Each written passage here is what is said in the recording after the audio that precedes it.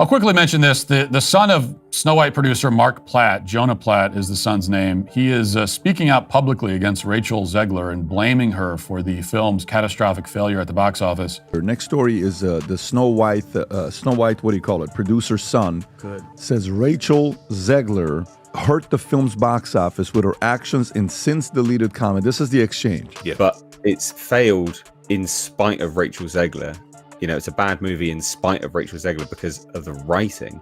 You know, it's a terribly written movie. It's awful. And that's all on Disney. This just got nuclear. What was supposed to be Disney's wholesome reboot of a fairy tale has combusted into a political war zone, with Twitter threads doing more damage than any poisoned apple ever could.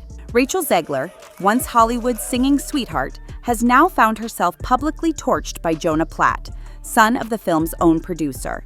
His weapon? A now-deleted Instagram comment that reads like a PR assassination attempt. And the fallout? Chaos. We're talking political landmines, corporate panic, feuding co-stars, and a Nepo baby meltdown so wild, even the dwarfs are ducking for cover. 1. The Prince, the Pageant Queen, and the Pyromaniac. How a fairy tale turned into a flame war. Once upon a time, March 21st, 2025 to be exact, Disney unleashed its $270 million crown jewel into the world. A glossy, live-action Snow White reboot starring Rachel Zegler and Gal Gadot. Expectations were sky-high. Instead, the premiere felt more like a controlled demolition. Opening weekend returns? A dismal $42.2 million domestically. Critics? Lukewarm at best. Rotten Tomatoes? A crispy 40%, but here's where the fairy tale really curdled. Amid remake fatigue and fan outrage over woke changes, one voice rose above the noise. It wasn't a critic, it wasn't even a dwarf. It was Zegler, unapologetically loud, politically charged, and about to become ground zero for the film's unraveling. Because while Zegler's performance was widely praised, her presence became polarizing. She didn't just challenge the classic tale, she kicked its glass coffin straight off a cliff, calling the original dated and The Prince a stalker back in 2022 already had Disney adults clutching their pearls.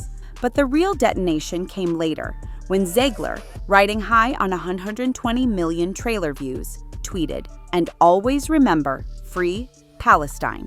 To some, it was a brave act of solidarity. To others, especially those inside Disney's boardrooms, it was a brand-destroying, nuclear-level PR nightmare, and lurking in the shadows, the Platts, watching, seething. 2. Jonah Platt's Nepo baby meltdown. Daddy's movie, Daddy's rules, Daddy's rage. Enter Jonah Platt, Broadway actor, podcast host, and, most crucially, son of Snow White producer Mark Platt. On March 26th, he saw one too many Instagram comments criticizing his dad for flying across the country to personally scold Zegler. And instead of sipping chamomile and letting PR handle it, he went full scorched earth in the comments section. In a now-deleted reply, Jonah unleashed a tirade that sounded less like damage control and more like a public beheading. He accused Zegler of narcissism, dragging her immature desires into a professional setting, and straight up blamed her for the film's box office failure. According to Jonah, she hijacked the movie's promo tour to push her personal politics, wrecking the livelihoods of tens of thousands of blue-collar workers in the process. Oh, and by the way, he reminded us that free speech does not mean freedom from consequences, as if quoting HR manuals absolves him of launching a social media missile at a 23-year-old actress. This wasn't just a family squabble. It was a calculated, public execution, one that exposed the gnarly underbelly of Hollywood's family-run machine. And here's the kicker. While Jonah's comments were quickly deleted, screenshots spread like wildfire. Within hours, Jonah Platt was trending, but not the way he wanted. Instead of rallying support, the internet dubbed him the poster child of Nepo entitlement. Critics flooded X, formerly Twitter, calling him out for hiding behind Daddy's billion-dollar Rolodex while taking potshots at an actress already drowning in racist backlash and corporate pressure. To many, it looked like Jonah wasn't defending a film. He was scapegoating a woman. 3. Rachel Zegler versus the Mouse Machine.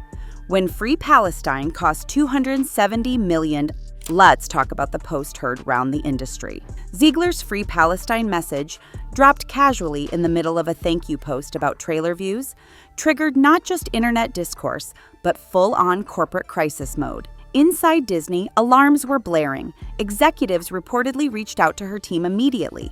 And then, in a plot twist worthy of a prestige drama, producer Mark Platt himself boarded a flight to New York, not to promote the film, not to schmooze talent, but to demand she delete the post. She refused. Let that sink in. A 23-year-old actress stood her ground as one of Hollywood's most powerful producers pleaded with her to fall in line. According to a Variety report, Mark even followed up later, after Zegler's anti-Trump posts started making rounds. Posts that included F**k Donald Trump and May Trump supporters never know peace. She eventually agreed to work with a Disney-approved social media expert, but the damage they feared had already been done. And just like that, the studio that gave us Let It Go couldn't. Now, while Jonah was crying about blue-collar workers losing paychecks, spoiler, production crews are paid up front, Zegler was still promoting the film. She posted relentlessly, shared premiere looks, and called Snow White the #1 movie in the world, which, let's be honest, was less a fact and more a hope-filled fever dream. Yet none of that seemed to matter. She became the corporate scapegoat, a one-woman chaos generator blamed for everything, from the dwarf's absence to global instability. Because in the twisted logic of this Hollywood fairy tale, a princess with a conscience was somehow the villain all along. 4. Gal Gadot, political landmines, and the Snow White Cold War. And if Rachel Zegler was the spark, Gal Gadot was the gasoline. While Zegler's Free Palestine post set off the cultural firestorm, Gadot's mere presence in the film poured jet fuel on an already smoking controversy. For those who forgot, or conveniently ignored, Gadot is a proud Israeli and former IDF soldier. Her pro-Israel stance has been loud, public, and to many, uncomfortably nationalistic. So when Zegler's post went viral, it wasn't just a humanitarian message, it was read as a direct jab at her co-star. Disney, terrified of the optics, scrambled into PR triage mode. Behind the scenes, pure frost. Variety reported Disney did everything short of constructing a physical wall between Gadot and Zegler during press appearances. Joint interviews were minimized. Photo ops were choreographed tighter than a Super Bowl halftime show. According to insiders, Zegler privately referred to Gadot as a professional pageant queen, a passive-aggressive dig that practically screamed, "I'm not hugging her for the cameras." But it didn't stop there. Things got darker. Following the post, Gadot allegedly received death threats. Disney was forced to beef up her personal security, and suddenly, the family-friendly fantasy had become a war zone, not on screen, but on set. To make matters more surreal, the public kept asking why Zegler was being dragged through the mud, while Gadot, whose own politics had drawn fire in the past, was being treated like a Disney sacred cow. The answer? Cold, calculated corporate optics. Disney could not, or would not, punish a globally beloved Wonder Woman. But a young Latina actress without a billion-dollar franchise to her name? She was fair game. What began as a tale of two actresses turned into a study in how power shields one star and targets another. Call it Snow White and the double standards. 5. Ariana DeBose, Beyoncé, and the accidental drive-by shade heard around the world. Just when the ashes were settling, Ariana DeBose moonwalked into the mess with all the grace of a drunk wedding guest grabbing the mic. On April 1st, no joke, DeBose posted an Instagram story quoting Jonah Platt's now notorious rant. Narcissism is not something to be coddled or encouraged. She paired the quote with Beyoncé's Cozy, a song about self-empowerment and shade, a detail fans did not miss. The implication? Rachel Zegler was being called out, again, by a former co-star on Beyoncé's internet. The backlash was instant. Zegler stans swarmed. Was Ariana siding with Jonah? Was she calling her own friend a narcissist? Was this some kind of silent allegiance with the Platt dynasty? DeBose yanked the post within hours, releasing a textbook oopsie statement. She hadn't known the quote was about Zegler, hadn't read the full context, and certainly didn't mean any harm. Translation: she posted messy, got caught, and now wanted peace. But the internet doesn't do peace.